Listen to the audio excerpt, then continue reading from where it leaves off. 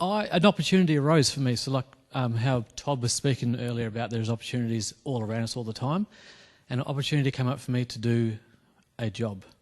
So I did it I took a week off work and did it and thought I can do this. So there was no doubt that I could do it. It was just, I was trained to be a painter. I wasn't trained to be a businessman, and that is something I winged for a very, very long time. I'm talking about Greg. What other questions did you have? You had about 6 then. Well, I just believed in what I could do. I know that I can do it. I can paint. I have no problem doing that. And I have no problem getting work. So I just believed that I could do it. I didn't grow the business until, because I never thought that anyone, like I said, no one can do it as good as me. And no one's going to have that drive that I had until I met someone who was congruent with what I was doing. He shared the same vision. And it made me go, wow, we can actually do this. We can make this work and we can grow. And it grew from there very, very quickly. So, yeah. Is that right? As you probably could tell, I work a lot with numbers. And it's not like I go to a dinner party on a Friday night and say, hey, man, you should have seen the balance sheet I saw today. Man, it was just rocking. Like that, that just does not happen. So what keeps me going, and it goes, we've talked a lot about purpose today. And the reason that I get up out of bed every day is because I believe the accounting profession is an industry that is ripe for disruption and change. And I was part of the industry for 15 years, and I got really despondent with the same old... It was like Groundhog Day every day for 15 years. The same crap over and over and over again. And so I thought to myself, well, the accounting profession is losing its relevance. It's becoming commoditised. And what could I do to make a difference to the accounting profession and the business community beyond the accounting profession? And that's, there are times that I just think, oh, what am I doing this for? I just want to throw it away and give it up. But I just go back to why am I doing this? And the reason is because I believe the accounting profession needs to have a serious look at itself. And rather than complain about it, I live into that inspiration of be the change that I believe is necessary. So that's what keeps it going at the end of the day. And its purpose. It comes back to that purpose conversation. I suppose the thing that I was going to add is just that topic I was talking about before, like what's your idea of, like what's your vision of success? And if your vision of success is, say, I want to be able to purchase my own home and live in it with my family, and to do that in the future, if that's your vision of success in 10 years' time, 20 years' time, whatever it is, the goals, if running your own business and maybe that doesn't fit in with that, that's totally fine.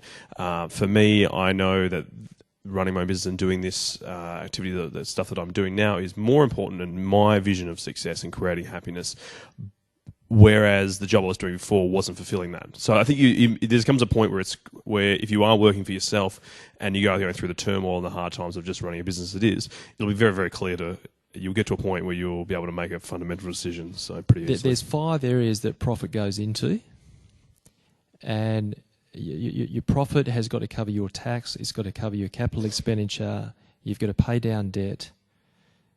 If there's any money left over, you can take some drawings and dividends, and then you've got to fund the working capital aspect of the business as well. So if your revenue is growing, your working capital will grow with it. So they are the 5 areas. And if you think about it, tax is, say, 30% of your profit. Well, there's 30% of your profit gone already. That has got to be paid to the tax man. So that leaves 70% of your profit to cover those other 4 areas. So that's where it goes. And the traditional accounting reports actually don't show you that. You get a balance sheet and a P&L, and you do not get the allocation of profit. So it's like this kind of mystery. And when I've run this session, even in front of a bunch of accountants, and all due respect to accountants, but some of them didn't even know that equation. They didn't know themselves because they didn't know how to measure it. So it's just those 5 areas. You need to understand what's going out in tax, what's going out in capital expenditure, how much your debt reduction is, what your working capital is taking, and how much money you're pulling out of the business for personal purposes. Yeah, definitely. There's days when I plan to finish at 12 o'clock because I've got to do something, and things go to shit and the whole day changes and I don't finish till late. And it's about making up that time later. And for me, I choose the family over work. I never used to. I used to work 7 days a week. I used to work long days. But that wasn't working for my family. They might have known how much I loved doing it. And at that stage, I'm needing to bring the money in. And when I focus on bringing the money in, it doesn't work. If I can make the family side of it work and they're supporting me, then the business will work. And I've noticed at times when I slip with that and it doesn't work. Just so people understand, balance of life is bogus. It's true. I mean, you don't allocate 2 hours to this, 2 hours to that, 2 hours to that, 2 hours to that. I mean, that's balance. It's like keeping everything equal. I'd say it'd be more like developing a rhythm and harmony to life. Sometimes it's rock and roll, and sometimes it's nice ambient, and things move and sway. It's just, like Coffee said, it's getting back into the rhythm of that, then changing into another beat, and then getting back to that. If you're seeking to spend 2 hours doing this, 2 hours doing that, you're going to set yourself up for failure. And, balanced life is one of those great things that people talk a lot about, but it's bogus. It's about developing the rhythm with your family and your partners and your kids. I'm fortunate. I got my son here filming this session. So this is quality father and son time, by the way. Just log that one in the book for me. But it's doing things where we find that common ground between us, where we can do things together. My wife was watching the live stream when I did make that comment, so she's here too. But balance of life is balance of life is bogus, and just remember that, because you'll set yourself up for failure. It's about finding rhythm and harmony with all those components of your life, which includes your work or your passion and sense of what you do in your job, and all those other areas of your life. Just be mindful of that. Otherwise, I think that's a really good question, and take the numbers hat off now and go into sales coaching mode, which obviously is something that Dave's very passionate about. And one of the things that I believe is really important is, for me, sales is working out whether there's the need that the client has and your solution is a match. That's what selling is, in my mind. And so if there's not a match there, if what they're looking for and what you offer is not a match, then you just don't engage. So that's one philosophy that I hear to. And there'll be other things where they'll say, sell them what they want, but give them what they need. So there's different variations on that. But I think there's got to be, it comes back to values again and purpose, where we've had clients that have come to us that might be having some financial difficulty, and they're looking at a solution, and they're wanting us to do something that I know is not going to work, or that I'm not going to engage in that client because it'll destroy our brand. Because if we don't get a result, then it's dangerous for our business. So I think you've got to be very careful about making sure that you're engaging with the right people. So in the last couple of months, actually, we've had to make decisions to turn down opportunities, and this is obviously more on an administration level, so it's not like a normally public witness kind of thing. So we work at the community. So the big deal is we always work with the community first. We're about local artists achieving great things and push them out to the globe. So the age-old method of arts presenting is usually artists or performers from the metro areas will be sent out to the regions for the poor people in regional WA and performed on this stage, and then they move on to the next town with no investment in the local community. Now, we've actually just recently turned down a huge, quite profitable opportunity to produce and tour a production around regional WA, because we have the skill sets and the connections that we need. Now, the reason we did that is because it doesn't achieve the value. It doesn't work towards any of the values that we hold. Although it would have filled our back pocket and maybe given us a bit of more cash stimulation for the next 6, 9, 12 months, whatever it is, the important thing is we are now keeping our focus exactly where it needs to be, and not having all of our people that work for us or work within the organisation, I suppose, distracted by something that is back in the kind of 1 foot in the older kind of models that exist. I think Dave summed it up really well when he talked about you need to give someone a vision that they can believe in. You need to be a leader that they can believe in, and you need to be able to believe in your employees and your staff. Now, sometimes staff don't share your vision, but if you have trust and you have a genuine relationship and the right culture, they will follow you anyway. And I'm a big believer of the trust equation, which is, if you want to build up trust with your employees and people that you work with, you need a few things. You need to be credible, so you need to know your stuff. You need to be reliable, so when you say you're going to do something, you're going to do, you do it. You need to have a level of professional intimacy, so you need to be concerned about your employees. and you need to have a level of self-awareness. So you need to know how you impact on others. So if you've got all those factors right, you'll be able to build trust. And even if people don't necessarily believe in your vision, I think, or don't understand your vision, they will trust you if you're a good leader, and they will follow you. A golden rule. When I have the opportunity to employ people that report directly to me, my golden rule is I always employ people that are a lot smarter than me. So that they make me look good, and it takes the workload off me, and I can trust and empower them to behave in the manner and demonstrate the leadership and the values that I want them to do. Where you can't employ directly, you need to coach and build up your immediate staff so that the business can operate when you're not there. And I think that's what Dave was talking about in terms of the way he demonstrates leadership in ATC. So I'm not around. I literally am on the road. I do 1,000 kilometres a week, and at the moment I'm supposed to be in Kalgoorlie right now. In fact, after this seminar, I'm driving there to go to work tomorrow. So it's just about if you can set those values up and keep in constant communication. And I'm not the best at this yet, and I don't think anyone is. It's always a growing thing. But if you can keep consistently pushing what's important and asking that question, why is what we do important, and making sure everyone is on the same page, you'll find it'll just start doing it itself. Like everyone will encourage themselves. I mean, we had a workshop here last week, and one of the comedians just saw that I was falling behind. I wasn't getting things sorted. I wasn't here. Took the initiative to go, I'll do it. I'll plan the workshop. I'll do this, and they all got together and did it exactly how it should be done, and there was no need for me to be there for that opportunity.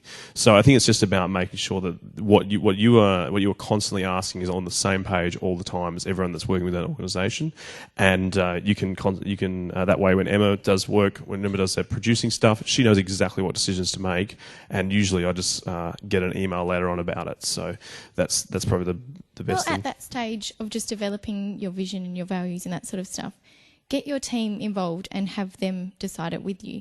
And then it's not about them learning it. It's what is already within them at the moment, and they'll just do it automatically. If culture is the way we do things around here, and you have your values and behaviours, the right culture is a better disciplinary process than a disciplinary process itself.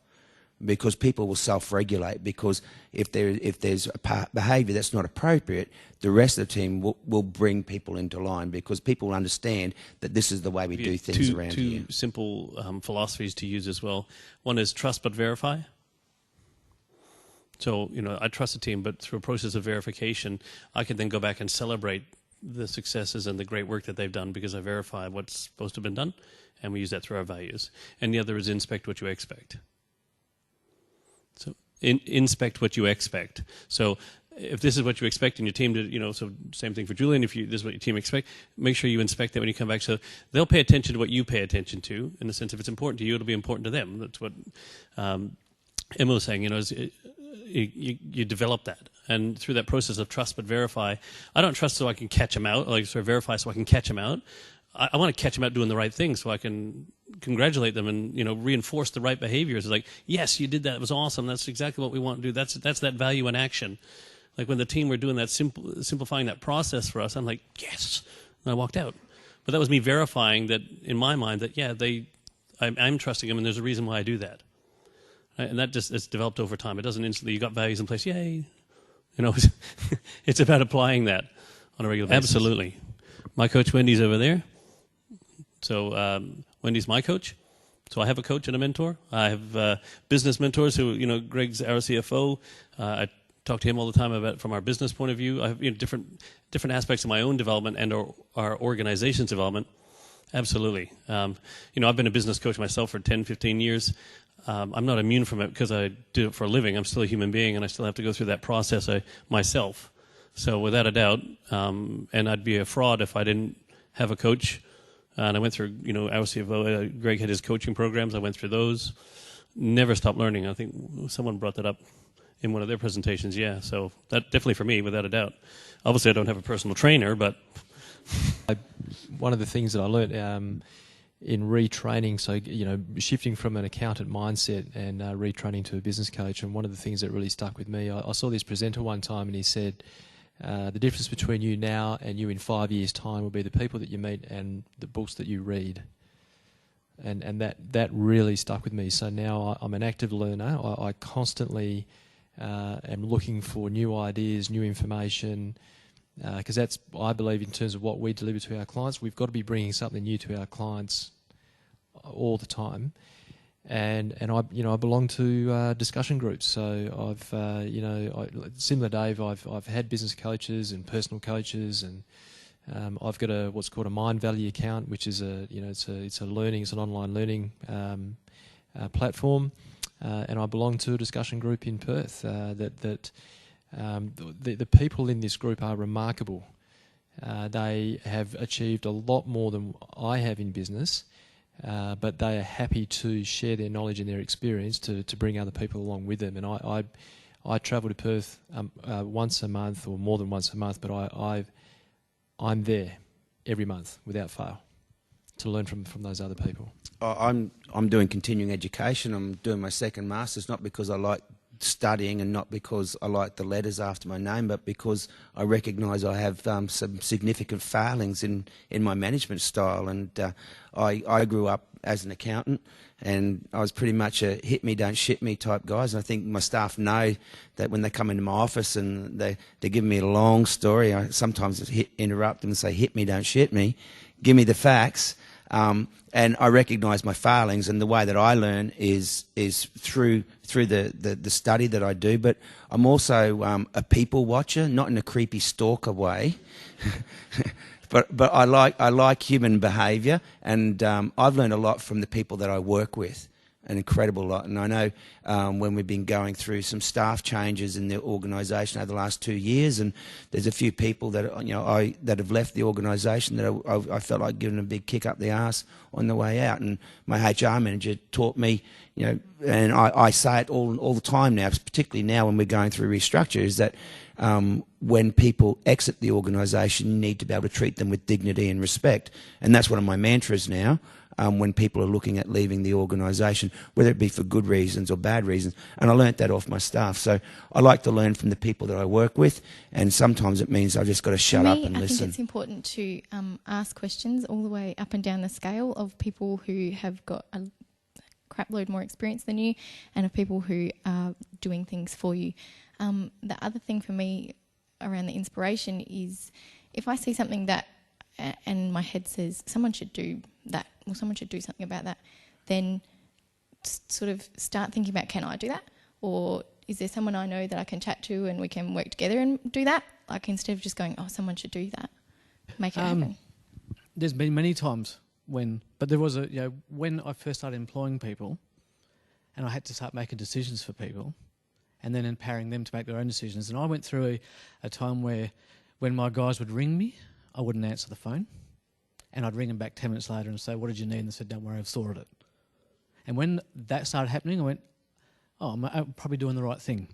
I'm probably going the right way, because now I don't actually have to tell them.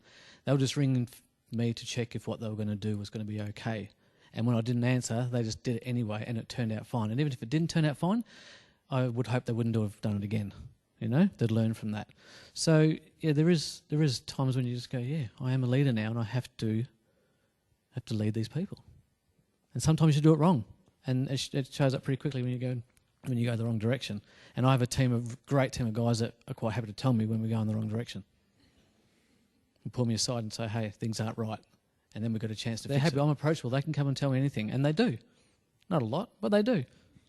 And it's good when they do, because I know, okay, I'm approachable, they can tell me however they are feeling about our business at that time. When we're going away from our purpose, when we're busy and we just want to get work finished because we have deadlines, and we can get off our purpose and get off the reason why we're doing it in the first place, and it's noticeable when things aren't right. So, yeah. I've been in leadership positions for over 20 years now, and I just assumed I'm a leader, but I think the important thing for me and the realisation about leadership was when I arrived here in Geraldton. I've been CEO of water boards and a director in local authorities, and I just assumed I've got a position as a leader. It wasn't until I arrived here that took the role as CEO of the City of Greater Geraldton that I realised the gravity and the importance of leadership, and the need to demonstrate leadership and demonstrate the values and behaviours that you expect your staff to follow. So for me, it's only been in the last few years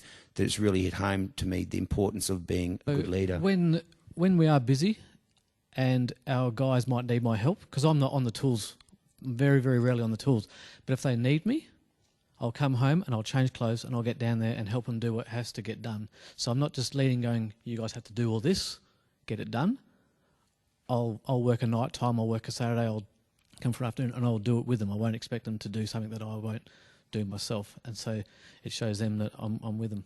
I'm alongside them, I'm not in front of them. Just be excited.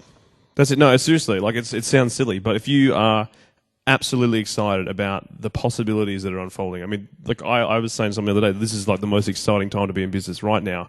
With all these new ideas, all these, all these Uber and all these crazy things coming around right now, that this is the most exciting time to be in business. And as long as you are excited about it, you will make the effort to find every little bit of information, every little skerrick of new product out there that you could be innovating your business with. Like, it's just be excited. That's probably, for me, that's it in a nutshell. What industry are you in? Are you? Correct. Are you? Well, yeah, well, I worked with another organization recently, and it was the same thing. I said, we're in this industry. I said, yeah, but tell me what you do. And I said, well, do they do that in that industry? Yeah. Do they do that over there? Yeah. So are you not in all those industries? Yeah, we get very, very locked on to, are we in the group training industry at ATC? No.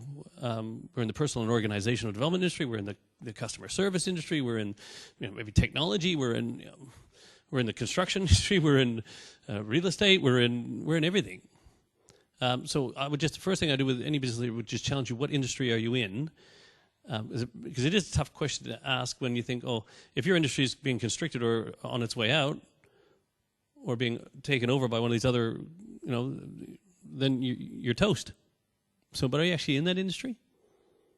Yeah, just need to be looking at, this is where function is far more important than form to start with. What are the functions that you perform? And, is that function valid in some other industry? We get so locked on, and every time we lock on to something, we lock everything else out. It's like, once again, with the F's at the very beginning. We locked onto it as a V, we could not see the F's. And it's the same thing. So I would just challenge anyone who's thinking about what industry are you actually in? Right? Because then if you look at, if we're in that industry where we cross a lot of these industries, what's going on in those industries? What are the trends in those industries? What does the future of those things look like? Because we're not defined by one thing anymore, because the rate of change is so fast, and technology is changing the game and everything. So go back to that, and then look at what does the future look like. And get back to Julian's thing. They're the master of their own destiny. They don't answer to anybody. That means they don't answer to an industry either. Regional arts isn't, they maybe dabble in the regional arts industry or the comedy industry or the entertainment industry, but they're going to make it whatever the hell they like. That's why I'm saying just be excited, but with an open mind to understand that it's no longer like the silo industry that we're in anymore, because it is a global economy. We're not even in the West Australian industry or the Australian industry. We're in the world industry. If the customers aren't here, oh no, there's customers over there though. Okay, there's a big pond, and just go across that. I tell you, there's a bunch of people in Canada who probably could use some of the stuff you guys are doing. I'll set you up with them. Just give me, give you their name and numbers. But that's the thing, is don't get locked onto that anymore. You cannot afford to be, that specific about what you do in your industry anymore. I read a little bit and I spend a bit of time on the internet, and came across a comment that Bill Gates made, and Bill Gates was forecasting what industries were going to become obsolete as a result of technology, and he said that accounting is one of them. He said in 20 years, accounting will become so automated that you won't need accountants anymore. So here I am building a business which is very accounting orientated. I don't know where we're going to be in 5 or 10 years' time, but what I do know is that I'm going to make a significant change to the way that the accounting profession operates. And I don't know how I'm going to do that. I've got no idea, and I don't know where we're going to be in 10 years' time, because things will be automated, and they're getting more and more automated now. But I just stay focused on the purpose, and I know that it'll work itself out one way or another. I don't know how it's going to do it, but it will. So it's really not so much, what do we need to be doing in 5 years' time? it's my purpose is the thing that gets me out of bed every day, and I know that I'm going to make a difference, and that's all. Okay, so that this I is how focus on. cool it is. I just got a message from Terry Leclerc in Canada, she's actually in California right now. He's a Canadian buddy of mine. He said, "Can you repeat the questions? We can't hear what the questions are." He's sitting in California watching this Leadership Excellence Summit right here, right now, and he said, Terry, g'day Terry, if you're hearing, good to see you. Thanks for watching. Everyone say hello to Terry. Hey, Terry. Thanks for the message, mate. Well, we're sitting here, and people in California, Canadians in California, are watching this Leadership Excellence Summit. You know, think broadly. Open your minds up to what's going on and what's around us, because it's really friggin' cool. Don't get locked in. What did you all want to be when you were growing up? I actually wanted to fly fighter jets, and I have a friend who went to primary school with, and we were both going to join the Air Force, and now he trains pilots in Saudi Arabia, and I paint houses. I actually wanted to be a rock star, and I am in my bedroom, but that's about as far as it goes.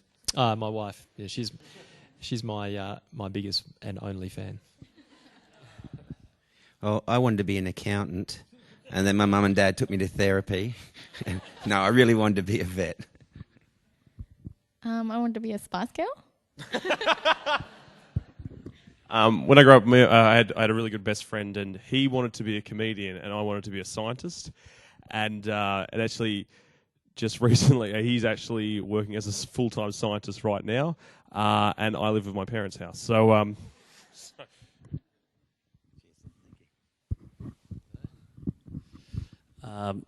I haven't grown up yet, so I have not a clue. Yes, if people know me well. I actually probably I would have liked to be a rock star, but I can't sing, can't play a guitar, can't do anything. But no, I just want to have fun. Yeah, got the rock star hairdo. That's about it. Yeah. Now you know what? I remember if I looked in my kids' books, it was I wanted to be a police officer, I wanted to be a teacher, and various other things. But ultimately, when I saw Julian, what he put up there, I said, that's exactly what I've always wanted to do. Have fun, and get paid to do fun shit. And that's and we get to do that every day. And don't ever grow up. You might grow old, but don't grow up. So great question, Jenna. And I just got a message from Terry. He said he can hear us all loud and clear now. So thanks very much. I just, once again, if we give a round of applause for the panel here. Yes. And I think since we have a global audience, we should just give the global audience a quick round of applause. Thanks for tuning in around the world. That was for all you guys out there in cyberspace.